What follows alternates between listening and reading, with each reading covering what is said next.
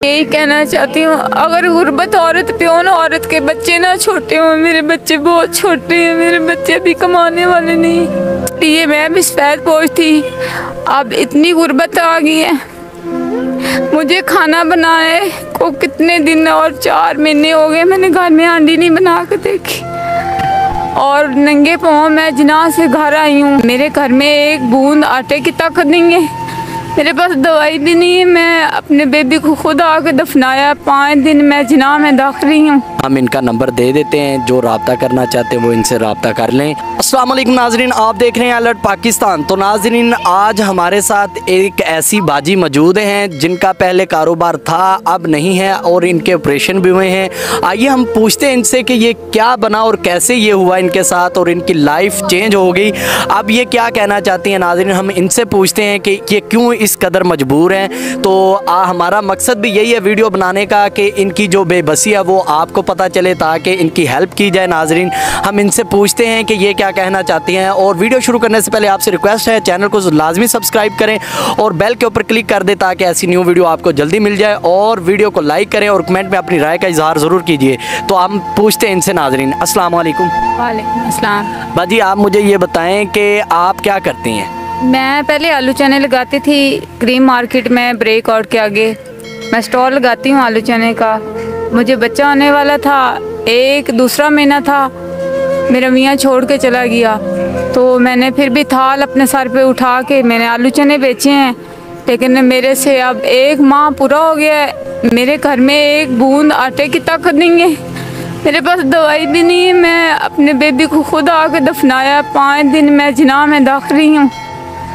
तो अब आज पार्क में आई हूँ, मैंने कहा कोई मेरी मदद करेगा। मैंने फिर भी किसी को कुछ नहीं कहा और मेरे से अब चला भी नहीं जा रहा, मैं घर वापस चली जाऊँ। तो मैं यही कहना चाहती हूँ।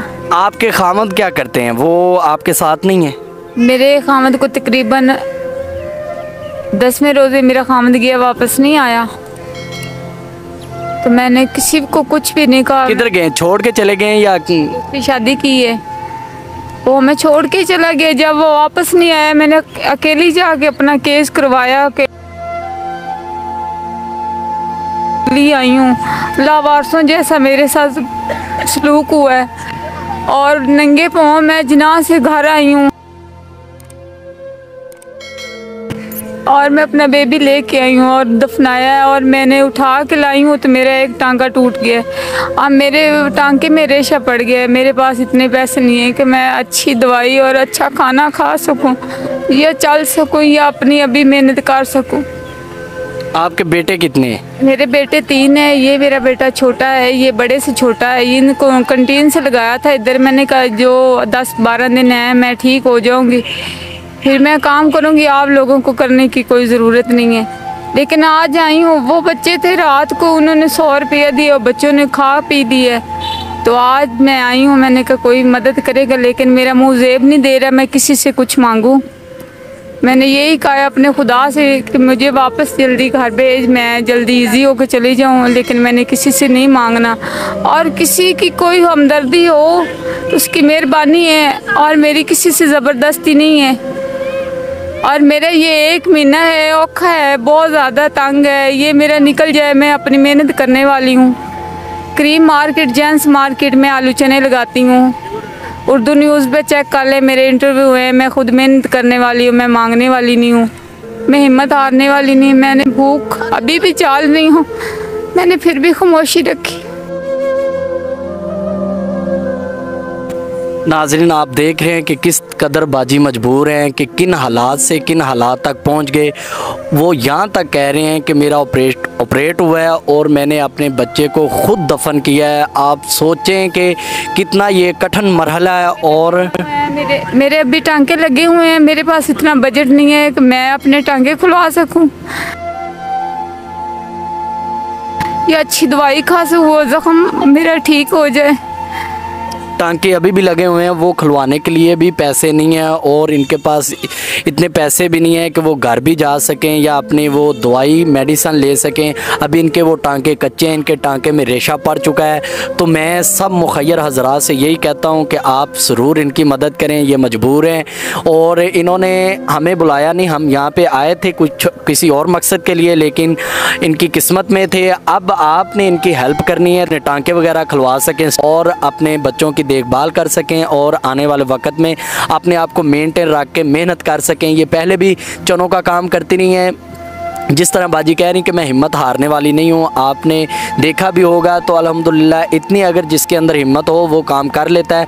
तो आप सब से यही कहूँगा, या तो इनके लिए कोई ऐसा बंदोबस्त कर दिया जाए जो अपना रोज़गार चला सकें, या फिर इनकी हेल्प करे ताकि ये अपना ख़ुद सिस्टम बना सकें कि इनका अच्छा रोज़गार चल सके।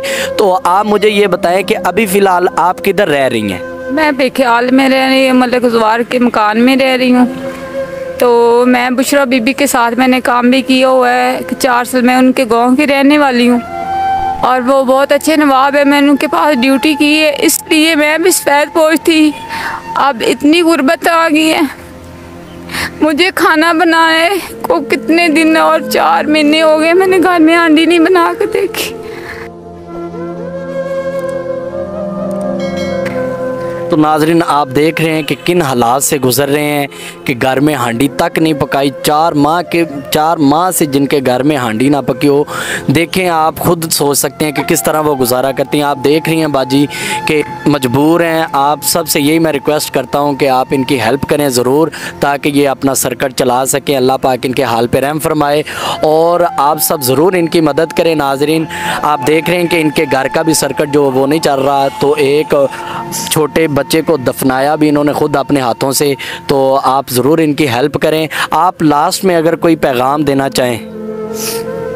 मैं यही कहना चाहती हूँ, अगर गुर्बत औरत पे हो ना, औरत के बच्चे ना छोटे हों। मेरे बच्चे बहुत छोटे हैं, मेरे बच्चे अभी कमाने वाले नहीं।